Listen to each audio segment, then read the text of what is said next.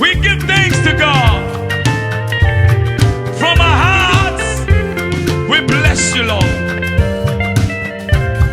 Hallelujah.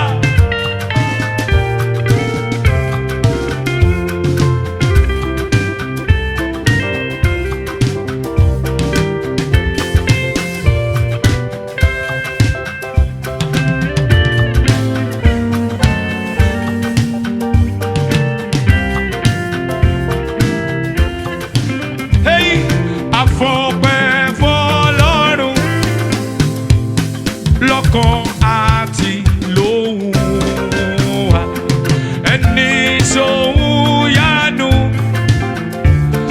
nu ẹni tàráyé yọ bàtà wà lọ́wọ́ wọn ọ̀nà ló tọ́jú wa ó sì fẹ́ fún ìfẹ́ ṣètọ́jú wa síbẹ̀. Bàbá fọpẹ́ fún wọn. Lọ́kàn àti lóhùn wa fọpẹ́ fún wọn Olúwa mi o. Aṣẹ̀dá mẹ̀dá tẹ̀dá gbẹ̀dá. Ọba tó ti ń tọ́jú wa látọ̀mọ́ wọn ẹ ṣé. Pátápátá ọlá ògbèrègèdè ògo ẹ ṣé.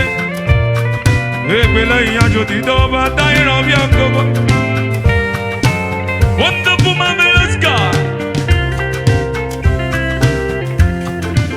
Hey, ọba oníwọ̀rẹ́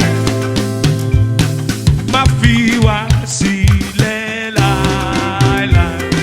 Ayọ̀ tí kò lópin, òbùkún yóò jẹ́ tiwa. Báwa mọ̀nú òre Ọlọ́run ṣọwọ́ àgbà bá dààmú. Olúwa o yọ wá nínú ibi láyé àti lọ́run. Yeah.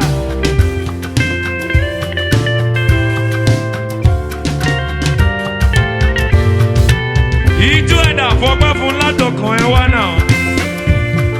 Ọba tó ń tọ́jú wa tó ń pa wa mọ́ tó ń ṣìkẹ́ wa.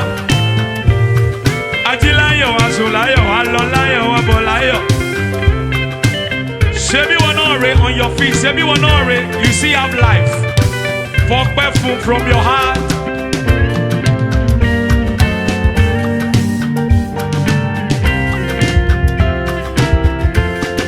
Ìlú yẹn dáná.